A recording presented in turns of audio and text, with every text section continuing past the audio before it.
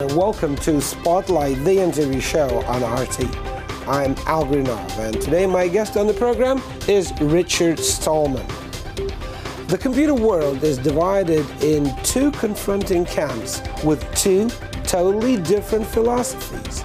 On the one side are the corporations which sell programs and gain big bucks. On the other are the people who believe software must be free. The former obviously dominates the market, yet free software products are starting to beat commercial ones. How can this happen? Why isn't the market law always working properly in the software world?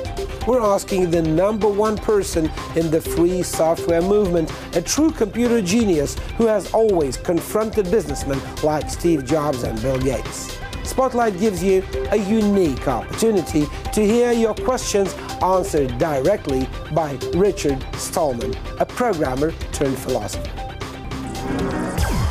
Richard Stallman says the purpose of his career is to campaign for users' rights. Back in the 70s, he was a prodigy programmer and a part of the newly born hacker community.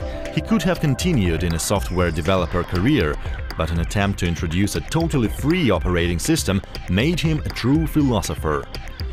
The launch of the GNU project kick-started the free software movement. It fights for running, changing and redistributing computer programs without charge. Thanks to Richard Stallman and his friends, most commercial software has free alternatives. Stallman himself lives an ascetic life, lectures and promotes his philosophy around the globe. Hello, Richard. Welcome to the show, and thank you very much for being with us. Well, first of all, when you were listening to that intro, you said that it's a mistake to confront free software and commercial software, right? Right. Why? Because these are two unrelated questions. A program is free or proprietary depending on whether the users control the program or the program controls the users. Whether the program is commercial or not, that's a totally different question. It's commercial if it's developed as part of a business. There are businesses that develop free software. And there are individuals that make proprietary software. It isn't necessarily commercial. Also, free software means free as in freedom. It's not a matter of price. Free software is often available gratis, but not necessarily. You can sell copies. You're free to sell copies. And proprietary software, non-free software, is sometimes gratis. For instance, Flash Player is gratis proprietary software. It's not free software, and it has malicious features. So it subjugates the users and abuses them, but it's gratis, if you like that. So producing and working on free software can be a business. I mean, yes, it is. It can be a money-making. People are paid to do this. Companies do this. There are people who have small businesses where they develop solutions for clients, and they improve as they go the free software that they use in these solutions. I think you partly answered the question that we got on Facebook from Mr. Adrian Jowett, who asks, who can afford to work for free? So, well, actually, lots of people do. There are many people who volunteer for causes and many people who have hobbies. So developing free software is a sort of hobby for many people, and it's a political cause for many people.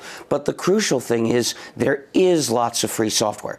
If somebody believes a simple-minded economic theory that says there can't be free software, well, that theory must be false. It's like someone who has a theory saying satellites can't stay up.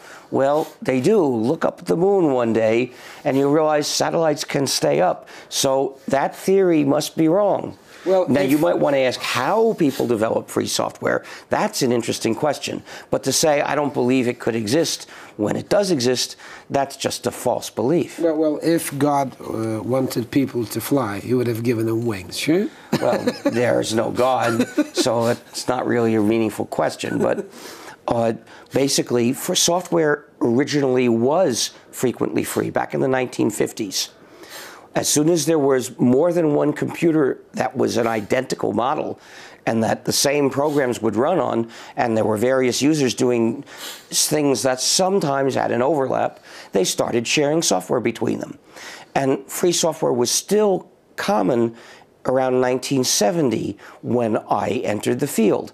But during the 70s, it was driven out by user subjugating proprietary software. But I had the good fortune to work in a place where the software was free. So I experienced life in freedom. But then that community died in 1982 approximately, and I saw myself facing a life of proprietary software, and it was ugly, it was disgusting. So I said, I'm going to dedicate all my efforts to creating another free software community to replace the one that was gone.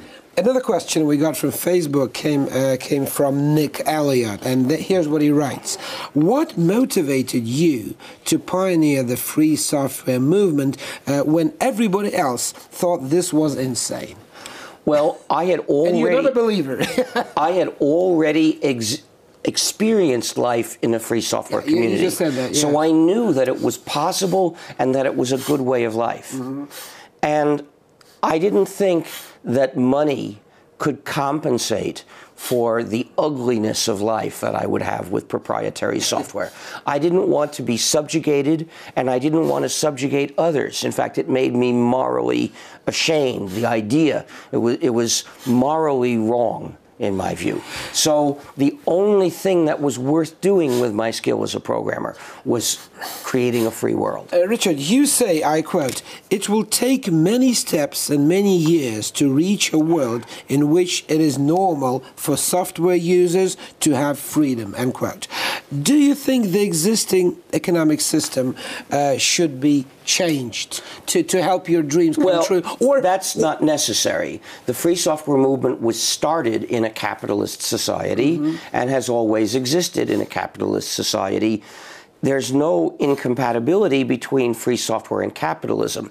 Now, extreme capitalism, the empire of the corporations, which is what we have since the globalization and the unfair trade treaties of the 90s, that's a different story. I don't know if anything decent in society can coexist with extreme capitalism. Extreme capitalism means that in each area of life, the businesses interested in that area rule society, control the government, and in particular, the oil and fossil fuel companies control energy policy, and they are driving us towards the kind of disaster where we won't have food to eat. It was only a year and a half ago in Russia that the harvest burned up due to an extreme heat event. Of course, global heating makes those happen more frequently, as well as creating floods and droughts and many kinds of disasters. So we're heading for total disaster if we don't put an end to extreme capitalism and reestablish democracy. But this doesn't mean eliminating capitalism. Just to eliminate the empire of the corporations doesn't mean we stop having businesses. So we don't need to stop having businesses. We don't need to get rid of capitalism. Free software combines capitalist ideas and socialist ideas and anarchist ideas. It doesn't fit into any one of those camps. Richard, another discussion that's going on in the internet, in the world in general, was sparkled by WikiLeaks. Do you think that the public knowledge, in-depth public knowledge of governmental secrets, diplomatic secrets, is good? Is it justified? Is there a line? It's necessary. Is there a line that should be drawn? Especially now that our governments betray the citizens. When the empire of the corporations imposes its governments of occupation, these governments exist to keep the public under control of business. They may have democratic form, but they don't really carry out democracy. Can I say that the best way to control the public is free software? No, because in the internet. Free software doesn't control the public. It does. No, it's the opposite. Free software is software that the users control. In order for the users to have control over the programs they use and have control over the computing they do with it, they need certain freedoms. These 4 essential freedoms are the criterion for whether a program is free. If the users don't have control over the program, then the program controls the users. And of course, the developer controls the program, and that means that this non-free program is an instrument of power. You know, what my dad always taught me, and I was raised in a capitalist society in England and France with my parents, he said, listen, as long as you can afford to buy things, you're free. But as soon as you start getting things for free, you're hooked. But free software doesn't mean it's for free. So you've made a misunderstanding here. But in this case, he is assuming, your father was assuming that when you buy something, you control it. Yeah. And that used to be true. And often it still is true, but not with software. If you buy or even get gratis a copy of a proprietary program, you don't control what it does. Mm-hmm. It's designed frequently to mistreat you. It's very common for users of proprietary software to have malicious software. Listen, let me tell you some examples. Microsoft Windows has known malicious features.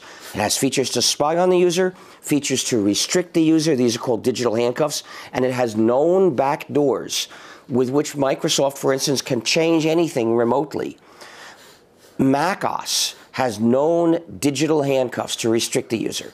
The recent Apple products, the iThings, these have known spy features, known digital handcuffs, the nastiest ever, and a known backdoor. Flash Player, which is gratis but not free software, has surveillance feature and digital handcuffs.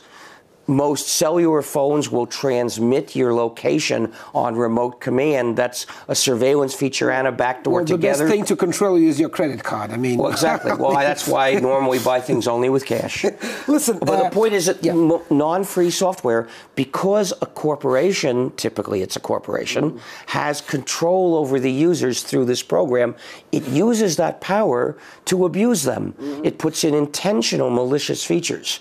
How can we protect ourselves? Free software is the only known defense. Says Richard Stallman, founder of the free software movement. Spotlight will be back shortly after a break, so stay with us. We'll continue in a minute or so.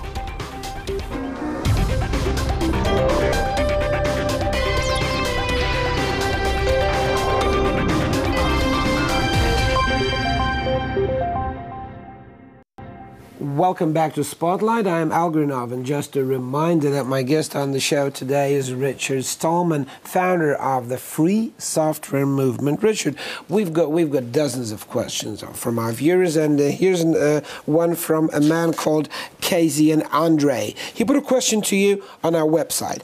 What can the free software movement do to convince people to use free software instead of buying heavily marketed proprietary products? Because most people still believe that Windows or Mac, well, it works better than free software. Well, they don't realize that it's full of malicious features. It's basically an instrument to give someone else power over them, and this power is being abused constantly. So what I do to try to show people why they should move to freedom-respecting free software is I don't talk about practical things, mere convenience.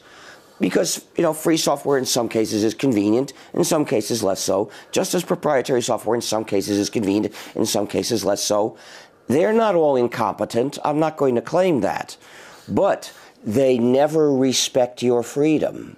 And once you have come to understand this, then you'll realize that it's worth making sacrifices to gain control over the things that you live your life with. The same control that your father assumed he would have when he bought something. Listen, you're an idealist. How can you consider yourself to be free if you have a computer? If you have a computer, you're hooked. If you live in Europe, you're hooked on Russian gas because you're hooked on electricity. Sorry. So you're not free. You're not free from the Russians. You're stretching the word free to include a lot more issues. You too. You're stretching it too. No, I'm using it in a very specific way, meaning freedom is having control over your own life. It doesn't mean you can get anything you want. If your gas is supplied by the Russians, your life is controlled by the Russians. Well, actually, no. What it means is Western Europe is to some extent vulnerable to threats from Russia. But after all, it's an interdependent world to some extent. But that doesn't mean an individual person in Western Europe doesn't have freedom. Are you married? No, I'm not. I am, and I don't want to be free. Well, but again, that's a different issue. I want to be interdependent, you see? But that's different. You see, freedom doesn't mean that you have no social relationships. It doesn't mean you're an island.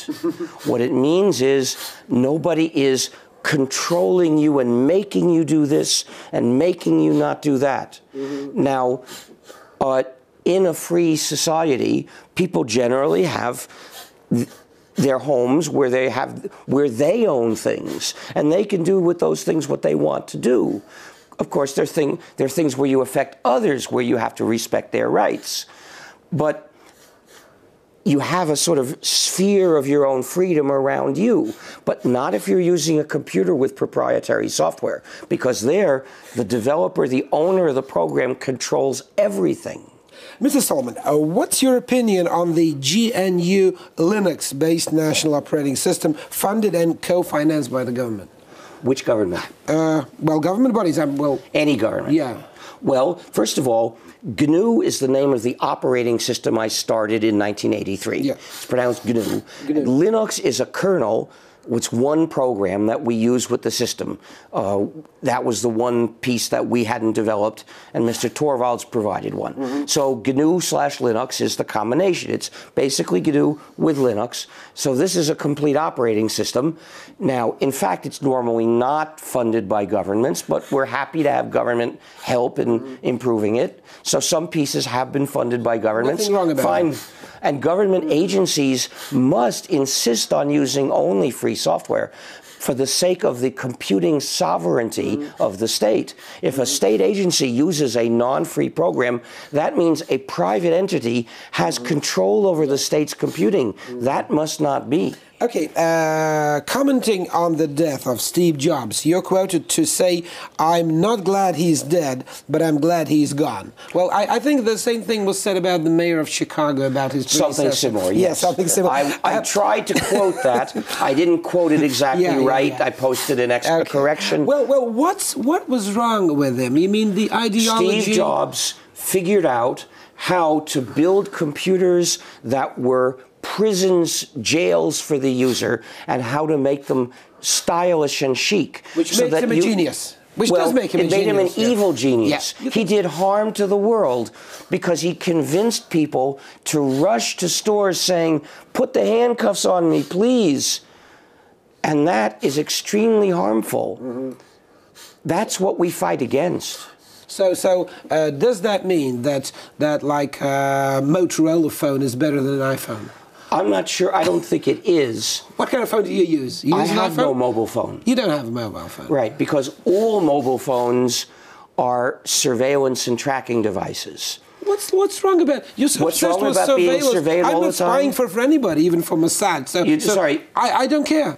I do care because I don't want Big Brother to know all about me or all about you. Well, Big Brother doesn't have enough money. Big Brother doesn't have enough money to spy on everybody else. With mobile phones, it's automatic. He will start spying on you when you start doing something wrong. No, not whether you do something wrong. That's assuming the government is a good guy. Remember, we're talking about governments of occupation that support the empire and whose purpose is to keep the people in line.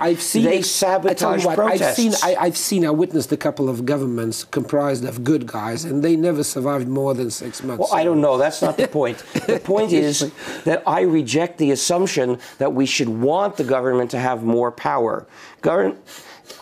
We're in a state that has too much power right now. That's not the way things should be. The U.S. Senate just passed a law saying that even American citizens should be sent to Guantanamo, given no legal representation. It's an attack on fundamental human rights. So I don't want that government to have any more knowledge of anybody than we can prevent it from having. Let's go on with questions from the audience. So that's why I don't have a mobile phone. It's not that my movements are a big secret. It's not that I actually am concerned whether they would know where I'm going. But I'm against any system whereby this state can see where everyone has gone. Good. Another one from the audience. Wouldn't white widespread adoption of open source code programs make the public more vulnerable to hackers who would be able to analyze the code and find its weaknesses? Well, first of all, I'm not in favor of open source. Open source is the name of a philosophy that rejects my views. Mm-hmm. So I am not in favor of any. I don't talk about open source except to say why I disagree with it. If you want to cross that out and replace free software, then I could answer the question. But then there's another problem with that question. It assumes that hackers are people who are trying to hurt you. Hacking means playful cleverness. And computers are very useful for if you want to be playfully clever, but they're not required. If hacking is playful cleverness, then governing is competent cleverness. No. People have misunderstood the word hacker since around 1982. I'm a hacker. I'm proud to say I'm a hacker, which means I practice playful cleverness in a lot of ways. Mm-hmm. It generally has nothing to do with computer security. It's a mistake to use the word hacker to mean breaking computer security. I call that cracking, and the people who do it are crackers. Mm-hmm. So the question is, if you use free software, are you more vulnerable to cracking?